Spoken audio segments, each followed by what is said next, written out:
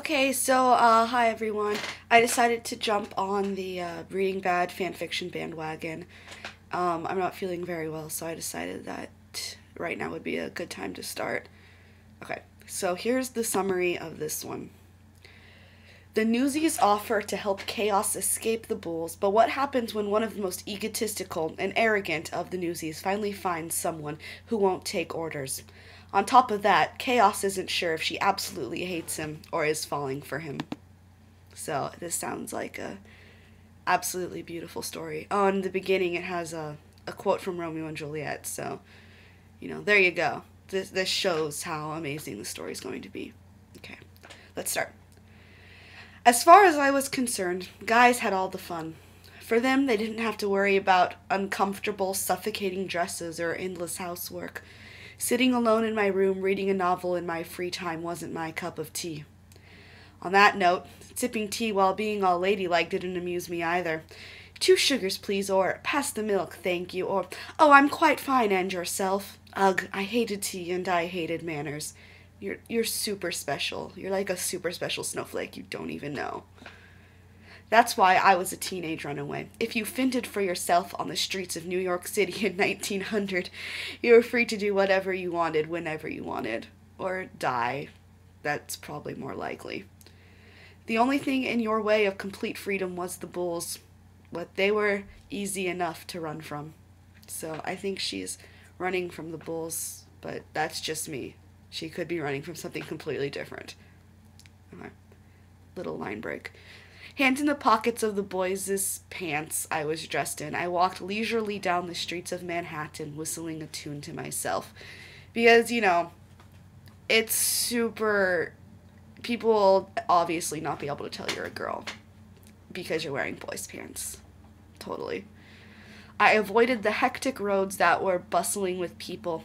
I'd much rather walk by myself towards my undecided destination, weaving through the maze of side streets and alleys. That's super safe. You are a paradigm of safety. As I wandered past an alleyway, my ears perked up when I heard struggling and the sound of trash cans toppling over. I retraced a few steps backwards and peered inside. A fist fight was just about to begin. It was 3 against 1. The 3 huge thugs were closing in on their prey, a newsboy around the age of 16, but who definitely wasn't the largest in the group. Maybe you should just empty your pockets now before we starts to get angry. One of them warned the newsie, shuffling even closer to the helpless kid. I could tell that the 3 attackers were drunk by the way they slurred their words and stumbled around. Besides, why else would they be stupid enough to attack someone in broad daylight? Probably because no one cared. Maybe I mocked the thug's words from the opening of the alley, making my presence known. Oh my god, you're so dumb. You should all grow a backbone and pick on someone who ain't 1/4 your size, or are ya afraid ya may lose? My voice was certain and strong. The adrenaline, spelled incorrectly, started to rush through my body when all 4 of them turned to look at me, but I kept the same confident smirk on my face. I think Dat Goyle just insulted us. Oh, good, okay, they do know she's a chick. Okay, that's good. One of them sneered, staring daggers at me. Nuttin' gets past you, does it? I replied sarcastically. Oh, I thought that was still the other guy. Okay. I replied sarcastically, my mouth forming into a scornful grin. The voice of reason inside me told me over and over again that I was just asking to get my ass kicked, but I continued to run my mouth off. That little voice is for you to listen to, by the way. The thugs weren't much older than me, maybe by a couple years, but man, were they big. Okay, I think it's her thoughts because it's in italics. Nothing wrong with just trying to make a fight somewhat fair. The kid needs help, and I'm not gonna leave him here to get mugged and beat up. Besides, I'm already far too involved to turn back now. Okay, yeah, it was. The smallest of the 3 began advancing towards me, but I kept my ground. Oh, you's asking for it, little missy. I's gonna teach ya to keep your mouth shut and your nose out of other people's business, he growled. Oh, good lord, okay. I stood still as he grabbed the neck of my shirt and clenched his fist around it, dragging me up to his eye level. The tips of my shoes just barely touched the ground. Okay, italics. Just stall long enough to get the kid out of here. Don't get yourself in further danger than you have to, I told myself. He brought me so close to his face that I could smell the alcohol off his breath. Ready to learn your lesson, he muttered threateningly. My grin widened. Teach away. Oh, that could be taken really dirty out of context. Teach away, I replied before spitting directly in his face. He loosened his grip on me for a split second, long enough for me to knee him hard in the stomach. As he fell to the ground, clutching his stomach, I was able to dart past him further into the alleyway. The other two blocked both my methods of getting away, the opening to the street and the fire escape ladder at the far end of the alley. I looked in all directions, searching for another opportunity to stall for time. As I turned my head, one of them punched me square in the jaw. I stumbled up against the wall where the newsie was still trapped. Are you crazy? He whispered. He whispered with an exclamation point, though. So, I think it's like, are you crazy?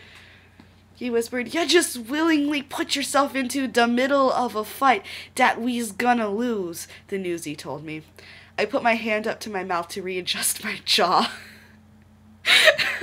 ignoring the blood caused by my teeth knocking into my cheek. It's not losing if you can get away, I whispered out of the side of my mouth. Just like this. The two attackers that were on their feet were lurking closer to us, closing us both in like caged animals. Follow my lead, I whispered. We inched away from the wall, back to back, so we were each facing one of the other guys. They looked over our heads and one nodded at the other, as if to say, going for the kill.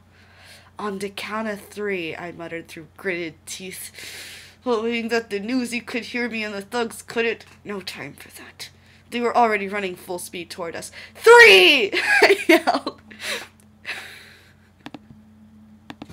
Both the boy and I darted in different directions, causing the two of them to collide head-on. If their reflexes hadn't been slowed by the alcohol, we'd have been dead meat by now. They toppled to the ground, and one of the attackers began to yell in aggravation. He pulled a pocket knife from the back of his belt and flipped it open as he struggled to get to his feet. A shrill whistle cut through the air, causing all of us to look towards the alleyway entrance. They sounded pretty far off, but were getting closer by the second. Somebody called the bulls, the newsie mumbled, his eyes widening. We glanced up at each other and ran for the street opening, both hurtling over the third attacker, who was still curled up holding his stomach.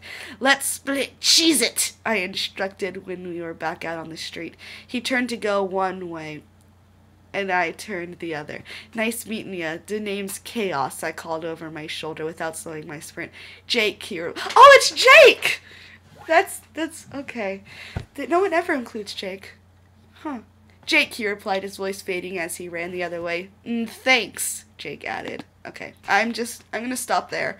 It's not the end of the chapter, but maybe I'll go on later, but not right now. Okay, I hope you enjoyed my first installment of Really Bad Fanfiction well enough, and if you didn't, then I don't know why you're watching this 8 minutes in. Okay, bye!